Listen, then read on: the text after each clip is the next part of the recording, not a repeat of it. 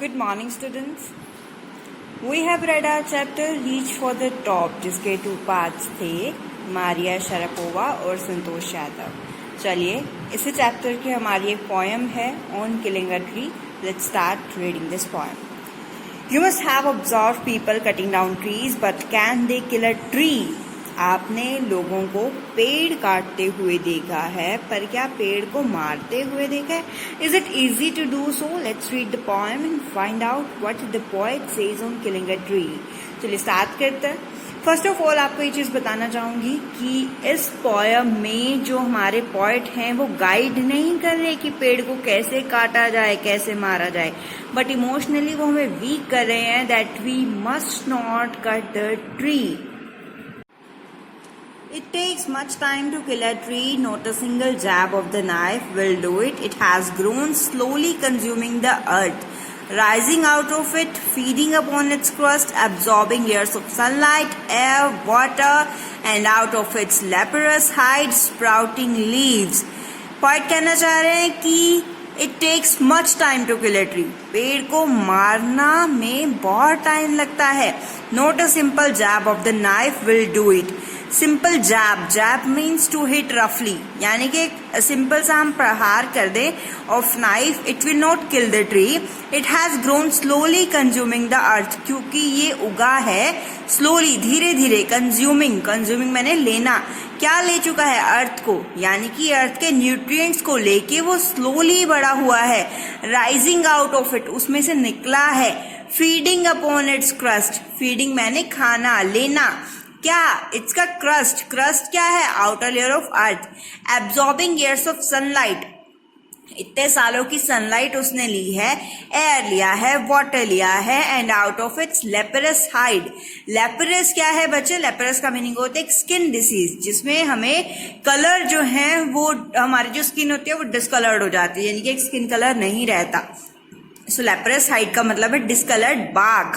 Normally हम पेड़ बनाए तो हम उसका जो स्टेम बनाते हैं हम उसका ब्राउन कलर का बनाते हैं, बट ओरिजिनलिटी से देखा जाए that is not a proper brown, so it is a discoloured bark.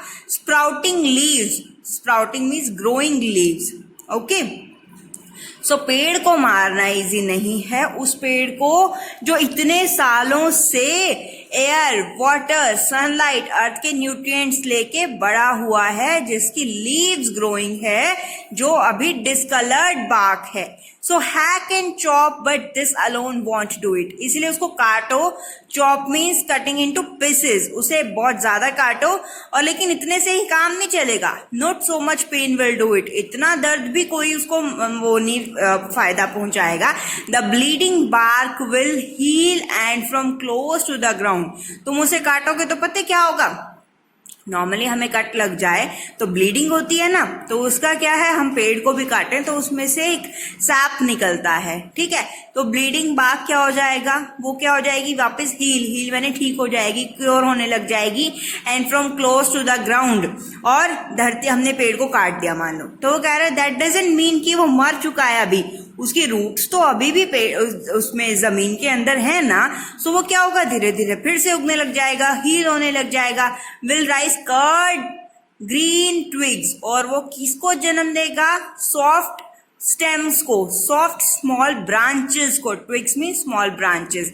Miniature boughs, miniature means very small. Boughs from main branch, यानी कि मेन ब्रांच में से छोटी छोटी और ब्रांचेस जो है वो निकलेंगी.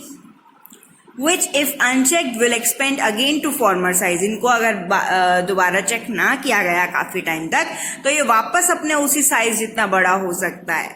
No, the root is to be pulled out. अगर तुम्हें मारना है तो उसको काटो नहीं, उसको अच्छे से मारो, उसको उसकी जड़ों से उखाड़ दो. Out of the anchoring earth, anchoring means holding, उसने जो अर्थ ने होल्ड किया हुआ है उस होल्डिंग अर्थ में से उसको खींच डालो. इट इज टू बी रॉप, उसको बांधो, टाई करो, रस्सी से बांधो. एंड पुल्ड आउट, नहीं निकल रहा है तो उसको रस्सी से बांध के किसी भी तरह से उसको पुल्ड आउट, बाहर की तरफ खींचो. स्नैप्ड आउट, उसे तोड़ डालो, काट डालो, break up. All pulled up entirely out from the earth cave, and the strength of the tree exposed, the source white and wet, the most sensitive hidden 4 years inside the earth. Pulled out entirely means completely, मतलब उसको अच्छे से पूरी तरह बाहर खींच डालो with its roots out from the earth cave means आपको पता है गुफा होता है, यानी कि अर्थ के अंदर जो उसने अपनी अलग लाइनिंग्स बनाई हैं जहाँ पे उसने अपना रूट्स रखी थी, उसको उसके समेत उसको बाहर उखाड़ दो। And the strength of the tree exposed, और उसकी ताकत को अनहाइड करो, बाहर निकालो। The source white and wet, अब जो अंदर का जो उसकी रूट्स हैं, अब अंदर वो क्या है, बची हुई थी, कंजर्व थी, सो वो क्या होएगी, वेट होएगी। The most sensitive hidden 4 years inside the earth, जो इतने सालों से अर्थ के अंदर सेंसिटिवली हिडन वे में छुपी हुई थी, उन रूट्स के थ्रू उस पेड़ को अच्छे से बाहर निकाल दो। Then the matter of scorching and choking का मीनिंग लिखा हुआ है the drawing up of the tree after being uprooted means जब उनको जड़ों से उखाड़ते हैं देन उनको ड्राई करना, सूखना। तो स्कोर्चिंग एंड चॉकिंग मीन्स उनको ड्राई करना, जब हम उनको रूट्स के समेत बाहर निकाल देंगे। In the sun and the air, अब वो उनको धूप तो लगती रहेगी, एयर लगती रहेगी। ब्राउनिंग, अब वो क्या होता रहेगा, ब्राउन होता रहेगा, सड़ता रहेगा। हार्डनिंग, हार्ड हो जाएगा। ट्विस्टिंग मतलब और कर्ल्ड हो जाएगा, मुरझा जाएगा। विदरिंग का मतलब डिके, सड़ के खत्म होने लग जाएगा, टूटने लग जाएगा। And then it is done, और तब जो है वो असली में मारा जाएगा। So killing a tree is not an easy task. Killing अगर आपको करनी है पेड़ को, तो बेसिकली वो यही कह रहा है कि दैट डजंट मीन कि आप उसे कट कर दो। It's not a killing of a tree. Killing means इसको पूरी जड़ों से उखाड़ के, उसकी बार्क से, उसकी लीव से उसे उखाड़ के उसको मार डालो। मैं आपको पहले ही बता चुकी हूँ, from this poem the poet is not guiding us for cutting a tree, for killing a tree, but is making us emotional that not to cut the tree. Okay, so this was the meaning of our poem. I hope you got all my points and the meaning of all the words. So you have to try your question answers. Till then, take care. Have a great day. Bye bye.